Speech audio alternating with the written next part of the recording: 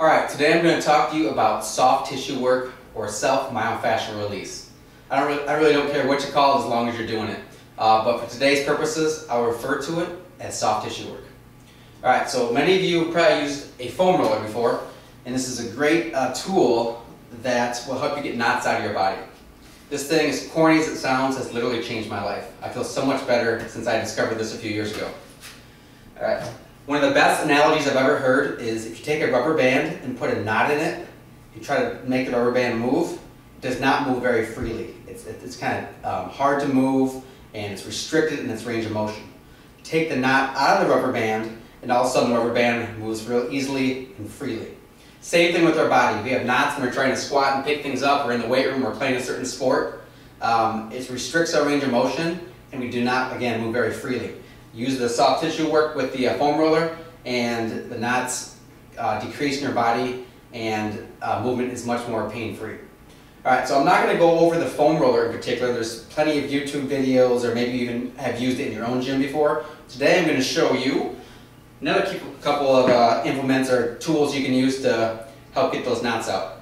We have a tennis ball here, which is a great starting point. But I know a lot of you are tough, so I'm going to get rid of the tennis ball and go right to the lacrosse ball. The lacrosse ball is more dense and hard, so this is going to even get those knots out even better. Alright, again, I love the foam roller, but there's some areas in our body that are too small and the foam roller is too big and cumbersome to make the foam roller effective.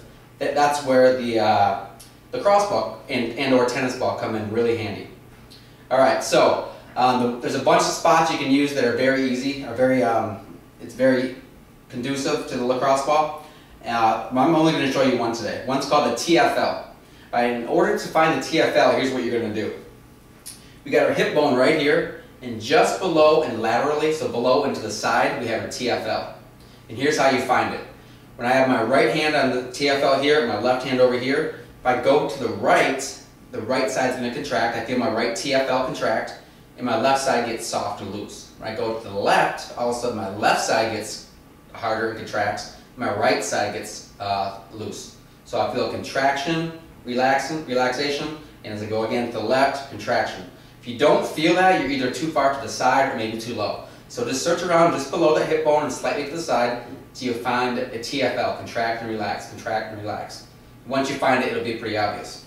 All right, and that's where I use, again, the lacrosse ball. So what I do is I just noted where that area is, and I'm going to put my weights down onto the lacrosse ball and just roll on it and put as much weight as I can tolerate to get the knots out. And it will be pretty painful at first, but just like with the foam roller, once you get going and you get used to it, it's going to make your life so much better because, again, you're going to move much more pain-free and have a greater range of motion. So keep using the foam roller, but now you have a new tool, a tennis ball or lacrosse ball, to add to your soft tissue work routine.